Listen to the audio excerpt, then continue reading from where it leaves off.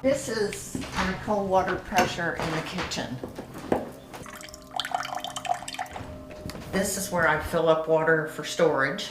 Those are the things we have to fill up to flush the toilets. So you can see the sediment from the data center. Wow, and that's just from the water coming out of your faucet. Yeah. And this is what's in all the pipes. Just the well itself is probably $20,000, and that's not counting any of the All faucets. the replacement Yeah. of the fixtures and That's faucets just and the way. toilets and the lines that come underneath the house. It's overwhelming because you really feel like you are up against this huge wall that you can't penetrate. There's nothing that you can do, and they don't care. I'm here in Mansfield, Georgia, driving by Meta's new 2 million square foot data center facility. Facilities like this are being used to power things like ChatGPT and other AI tools that are becoming integrated into our daily life. Data centers, going to be a very hot item. This entire supercomputer is built to power Grok. We see data centers as the most exciting asset class. Meta is building a 2 gigawatt plus data center that is so large it would cover a significant part of Manhattan. But data centers come with big costs, from light and noise pollution to the environmental impacts, to the potential rising costs of energy bills. These facilities put extraordinary demand on the power grid and require entirely new infrastructure. Oh my God. They should be responsible for that, not us. Search the internet for profits that Meta has made, Amazon, Microsoft. They can afford to pay for their own generation. We came to Georgia to ask two questions. What's the true cost of the AI revolution, and who should be paying for it? Your house is here, and the data center's right there. It's less than 400 yards. Beverly and Jeff Morris bought their home an hour's drive from downtown Atlanta in 2016, but their roots in the community run much deeper. Being in the country has always just been my peace and my therapy. When we found this place, we decided that this was it. It was perfect. I was actually raised probably 5 miles from here. It felt like coming home. The data center that's now the Morris' next door neighbor happens to be owned by Meta, the company you know for Facebook and Instagram, but has also been breaking into artificial intelligence. They started construction on this data center campus in 2018.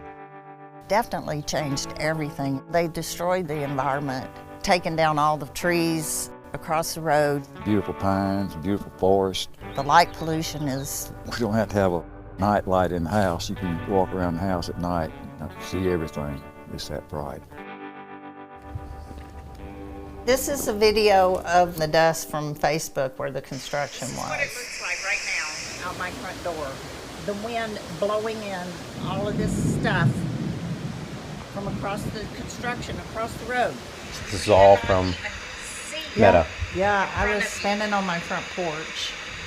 I think eventually that affected our well water. We're on a well here, and we started having issues with our well in 2018. I have to replace the hot water heater. I've replaced 2 washing machines and a dishwasher because of the sediment that's coming in. A lot of what the Morrises are facing is from the polluting effects of this massive construction, but that's only one part of the story. There are serious costs to communities once data centers are operational too. To explain that, we have to back up for a second. I wouldn't blame you if you were asking yourself, what the heck is a data center anyway? Their origins date back to early, clunky supercomputers or mainframes in the 1950s and 60s. And then in the 90s, with the birth of the internet, the modern data center was born as a way for internet providers to connect businesses and the world to the web. In the 2010s, data centers became larger as they became critical to new cloud storage. To the cloud. With the cloud, we share a sync folder that allows us to all work on the same documents. Everything from your pet photos to entire workplaces to files for video streaming, like this video you're watching right now. We're in the cloud. Today, we are in the midst of a tectonic shift in processing needs, as large as the birth of the internet. Artificial intelligence. A transformational moment for data center demand. But the thing is, AI processing demands are much larger. One report showed that a Google search using a ChatGPT-like AI feature used 30 times as much power as a normal Google search. In the next 3 years, data center use of electricity is expected to double or even triple. And the state of Georgia has the fastest data center growth in the entire country.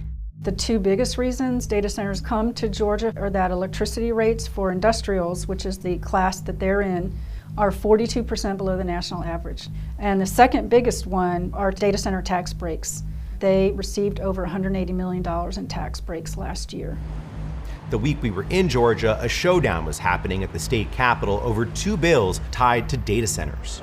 Senator Hofstadter had proposed two different bills, and one of them was SB 34, which was the data centers bill, to move the burden of the operational costs of data centers from ratepayers to the data centers themselves. And what is SB 94? That is the Consumer Utility Council, a legal advocate for ratepayers and small businesses.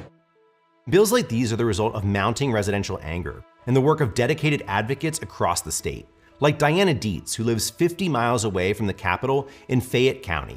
This is a huge industrial project plopped in a residential area. This was the original plan, 122 acres.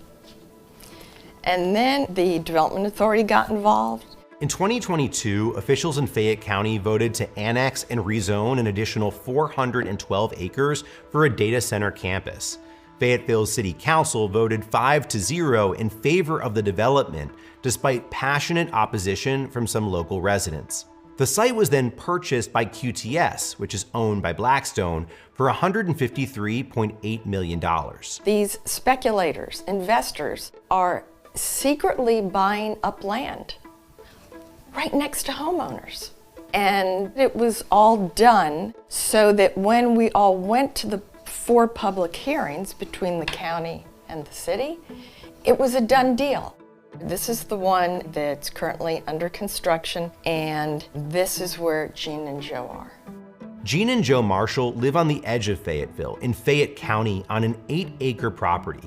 This driveway is almost the line for Fayette County versus Fayetteville, where QTS's property is located. We have absolutely no say in anything that happens over here.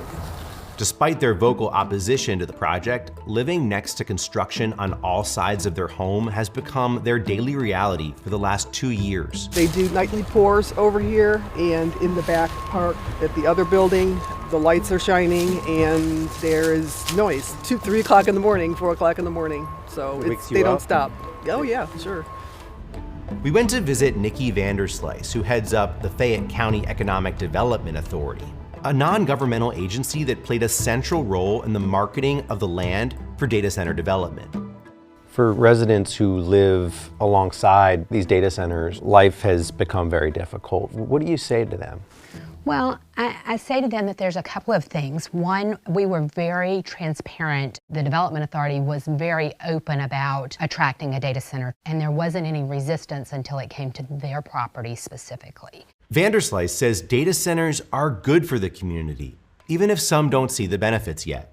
In 2021, that property paid $36,000 in property taxes total.